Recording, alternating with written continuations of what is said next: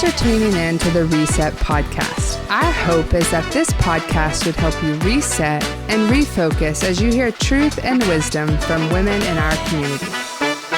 It's time to reset.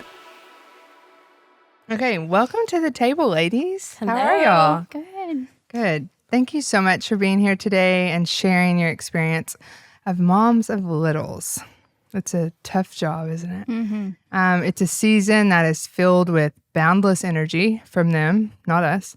Endless questions, chaos, messes that oftentimes stress us out, right? Yep. And cause us to not have patience. They have a lot of emotions packed into tiny little bodies. But in God's design, the babies love us, right? So it's like there's so much chaos, but babies and toddlers, they love us and fill our hearts in ways that we can't. And that's God's trick. So we keep reproducing. I'm just kidding. He's like, forget the chaos. They love. I mean, we're their world, right? Yeah. That's all they know. Beautiful chaos. Yes. I'm right there in the trenches with you. I have a 2-year-old wild little boy and a 6-year-old daughter. I get it. It's the best and the hardest days wrapped into one. Yep. So before we go any further, I want you to introduce yourself to our listeners, tell us your name, and then the ages of your kids. Okay. I'm Alex Malone. I have a little boy named Cove, C-O-V-E. Yeah, Cove. I know it's a little different. He is 2.5 and he is 90 to nothing all the time. But also the love of my life. So Yeah. My name's Katie Smith. I have a stepson who is 12, and then we have a 6-year-old little boy. Colin is my stepson who's 12. And then we have Rowan who is 6, and then Scarlett who is 4. Wow. Yes. So cute. So we'll just dive right in, okay? What has been an unexpected joy in this season of your life? I think for me, there's a million different things, right, that have been unexpected in this season. But I think the first and sweetest thing is you get married, right, and you think, like, there's no possible way that I can love my spouse more. And then to get to see your husband become a father is a whole other level. I think I was scared, too, that, you know, okay, we're about to have kids, like everything's going to change, marriage is going to change, like what's this going to look like? Are we going to become distant? Like all these different things. And don't get me wrong, like there are hard days for sure, but I could not love him anymore. And getting to see that side of him grow into a father and his role as a husband, like all those different things, it's such a beautiful, unexpected joy. You know, every day is a gift, every day is fun, the three of us.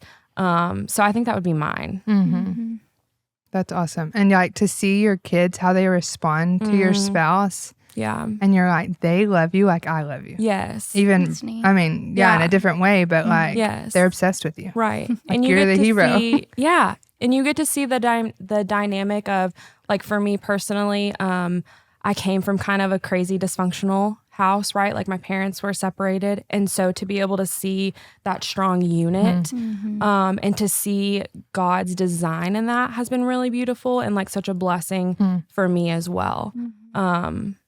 To see how perfect his plan is in the family. Yeah. So, yeah. I love that. Yeah. For me, it's a little bit different.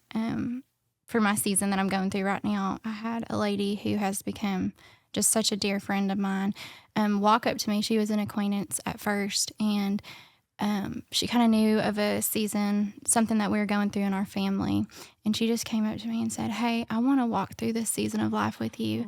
Can I pray and just basically be your friend and go through this with your family and love on your children?" And she has, and it's funny because we don't know. There are things and times in life when we don't know what we even need or what's coming our way, but God does, and God sees that. And so she's been able to help me with things from like preteen hurdles to homeschooling with Rowan and the newness of all that to talking about our strong-willed little girls, you know. So it's been really cool that God God meets you there and he sees you and provides that for you, and you don't even know that that's what you're needing. Right. So it's pretty awesome. Is she further on the journey? Yes. Then? Okay. Yes. So she has 2 grown kids and then one in high school. Oh, sorry, middle school. Okay. But she's older than Colin, and so she's walked before me in all this, in a lot of ways. So it's just been just amazing to have that godly example. She's a fountain of knowledge, like godly knowledge and wisdom that I go to for like everything now. And it's just beautiful. And that's an unexpected thing. I had no idea was coming my way that God did for me. And it's helped me become a better mother and helped me navigate my kids better and a better wife and everything. So. And really encourages you as you get to the next stage, like to find your person who's, hasn't gotten to your point yet. That's awesome. So there's lots of hard in these days, but what would you say is the hardest part of this season or the biggest thing that you've learned? For me, I have put so much pressure upon myself in the past, and this isn't something I've completely got down, I'm still working through it. But it's just, I'm not to be the perfect example to my kids. That's Jesus. I can't do that. And so just to kind of give that over to God and be like, they're your kids. You're going to do with them what you have intended for them. And just to take that off of myself and that it's just my job to plant the seeds and do what he's calling me to do, but he'll grow those seeds and he will make the way for my children. So that's something I'm still working on and still learning, but it was hard at first. Just having so much replaying conversations even or instances in my mind and did I handle that the way I was supposed to handle that, So that's I love that. Yeah. The other day I sent my daughter to her room mostly because I didn't know how to handle it. And I'm like, I will be back. And then I'm calling my husband. I need a lifeline. I'm not sure what I'm supposed to do. I say?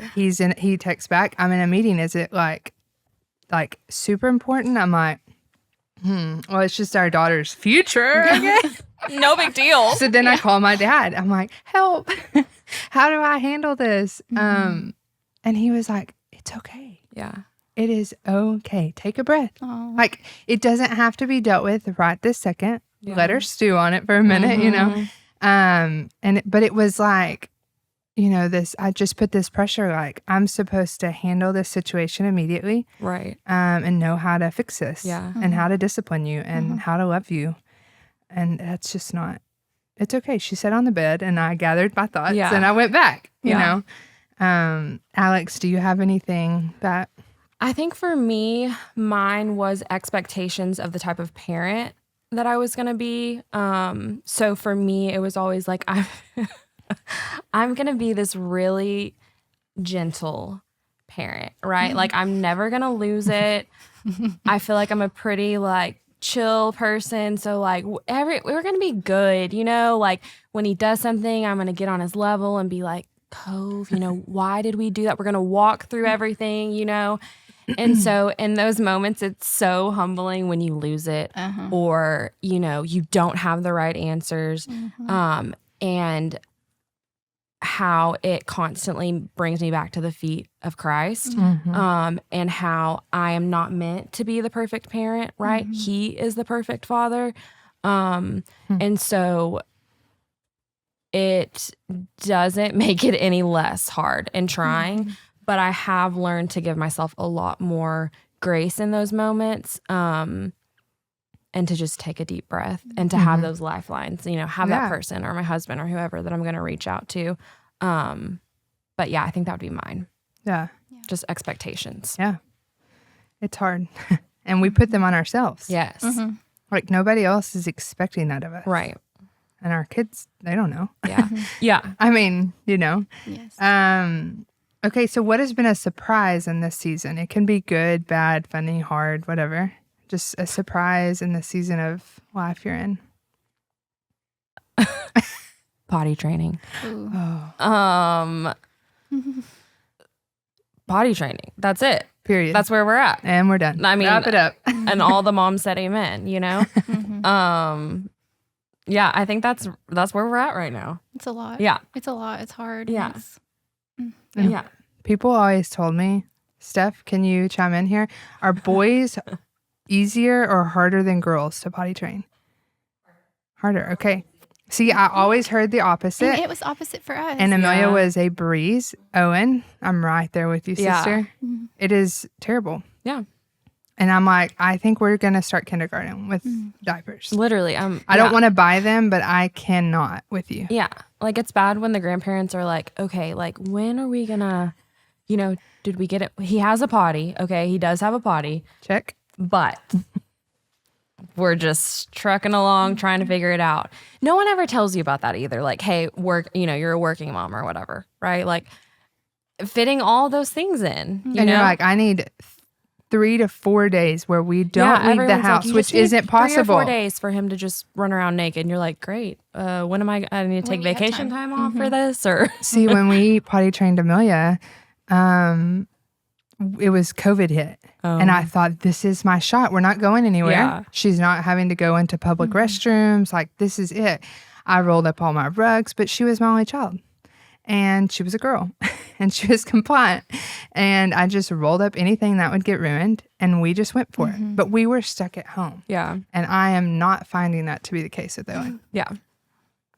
And maybe it is just having the other kids around. Yeah. Maybe that's what makes it difficult too. Like a distraction. Scarlett was so much more difficult, but we already had Rowan.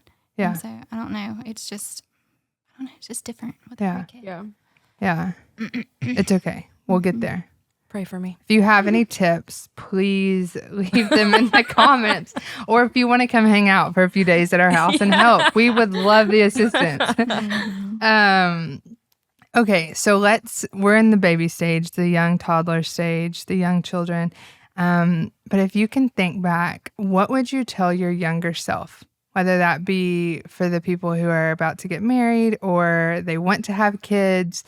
What is something before you started this season you wish you knew? For me, it would be that difficult times are going to come because it's just life. But find the joy in those times and cherish those times still. That's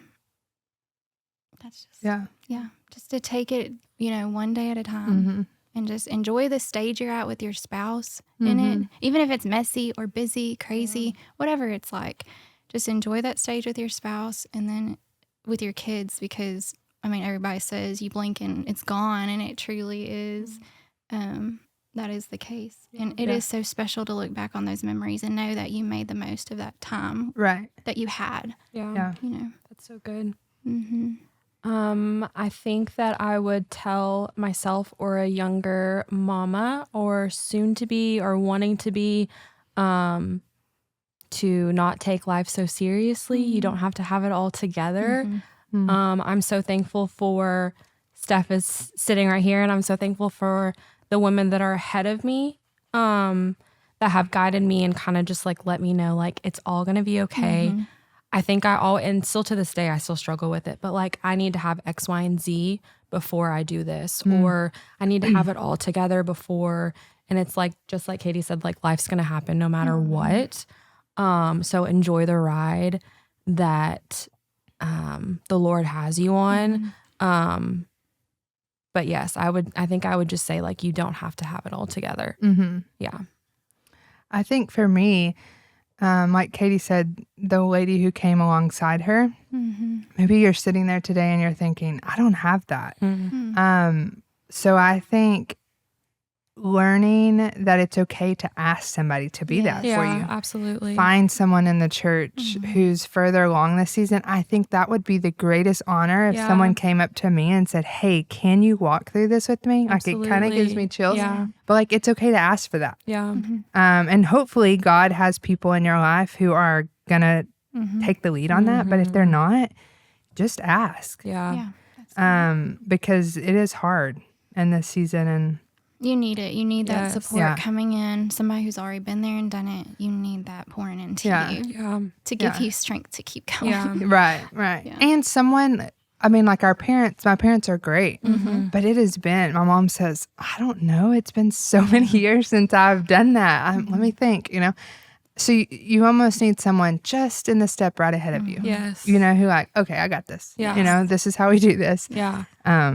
So It's so true. I feel like I wasted a lot of time when I could have been asking someone, right, for to mentor or to help. And a lot of times it goes back to what I just said of you feel like you still need to have it together. Like when I have a little more together, I'll go and I'll ask so and so, right, because they're doing great. They're a step ahead of me. Like I need to fill in the gaps until then.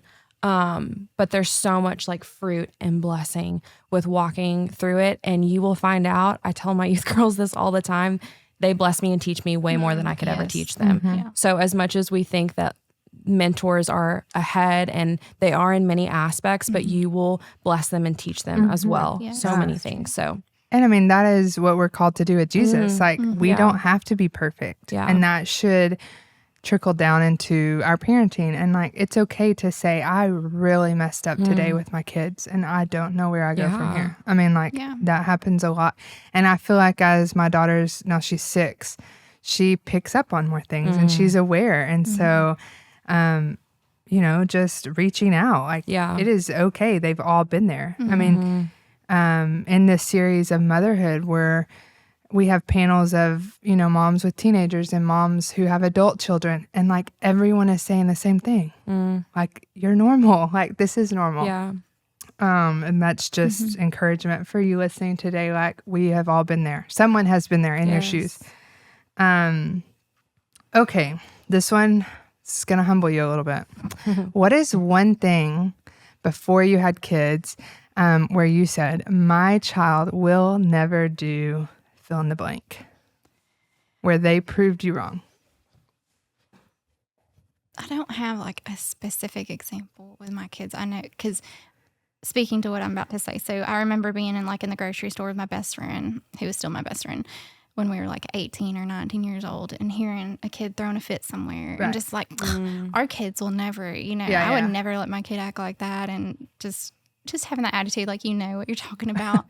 And then, you know, to some level, though, that is going to happen. It might not be throwing a fit in the store, right? But something's crazy is gonna happen down the line with one of your kids, at least. Yeah. So, yeah. And it teaches you to have so much grace on others, you know? It does, yeah. Because you fast forward and you're like I can just see like me like holding on to Cove, you know, like walking through the store, like seeing another mom, like, you know, giving the nod, like they know what's going on. But it does give you like, it helps like so much with grace. Yeah. We were talking about this earlier. Mine would be sharing a bed with my children. I would never. Yes. My kids will sleep in their bed. My parents made us sleep in our bed. And literally yesterday on my memories, it popped up. My daughter was, I guess, 2.5. And I posted this picture of her, cute little picture out in the sun. And I said, she's gone 9 days in her bed. And I was so proud of myself. And I'm like, wow, here we are 4 years later, and I am still fighting this battle. Amen. Like, well, I think we only made it to day 10, you know? Literally. But that's for me, that was my thing. I was like, my kids will never. And it happened. Yeah. And here they are like on top of your head. you're like, now there's Kicking 4 you. of us. Can we get 2 king sizes Literally. in our bedroom? Literally. Oh my gosh. It's funny. Okay, so where has the Lord grown your faith in this season, or the biggest lesson he's taught you?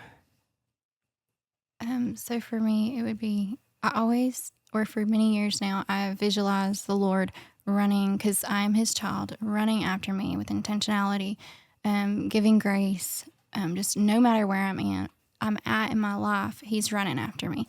And so now I envision that in my parenting with my children. I want to be like that, like follow his example with my kids. And no matter where they're at, I want to create like a space of like closeness and unity and open conversation, and just a place where they feel accepted and loved by me, no matter, you know, and as they grow, you know, no matter what comes, and, you know, just to always be that picture of the Father running to us, to them. And where they feel grace and just that bond, that closeness. So that's something I've learned to kind of model, and it helps me through the times where I'm exhausted. and I give out, or I want to check out even, because we all get there, just like we're overstimulated. And for that, it's like it brings me back, because it's like I have that model of Christ doing that for me, and I want to, just keep on for my kids, Yeah. Okay, so Alex, do you feel like you have anything that the Lord has really taught you in this season? It kind of goes back to like with the unexpected, but I think before I had Cove, I thought being selfless, like I'm going to have like no time, and I'm going to be constantly giving, and it's just what we do. And I think that the Lord has grown me in so many ways because, well, it is him, because this is not my flesh. But the idea that being selfless for Coco, that's what we call him, being selfless for Coco is an honor. And so getting up and getting to love him and getting to hold him and do life with him is an honor. And so in return, to feel the Father's love for me. And so it's grown my faith in that aspect as well, of if I love Cove this much, then how much more does the Father love me? And so that has been a really big thing for me, is that it doesn't, there are times, right, where I'm like, I'm going to go hide and I'm going to go get in the bathtub and like, nobody come in, because it is hard. Like my flesh wants to fight. But when I'm walking hand in hand with Christ, it's the most honoring and beautiful ride of my life. And he has just taught me in the grit and the messy buns and the getting no sleep that it is an honor, Mama, and don't forget that. Yeah. That's good. Because somebody would love to be in your shoes, Yeah. And sometimes it's hard to remember that. I have a cousin who lost her son, and probably weekly I remind myself of that. Yeah. Like she would give anything to be in the chaos. Yes. She would give anything. Yeah. And so, I mean, literally weekly I tell myself, I just say his name, like, okay, I have to love my babies. Yeah. Like God has given them to me for this season. And, like they're his. Yeah. And so when he, we have to steward that and take care of that and just embrace the crazy. Yeah. I didn't mean to cry. Sorry. Yeah, you're making me cry. I just want to thank y'all for coming and being vulnerable and sharing. I know this is another thing to add to your plate in the chaos.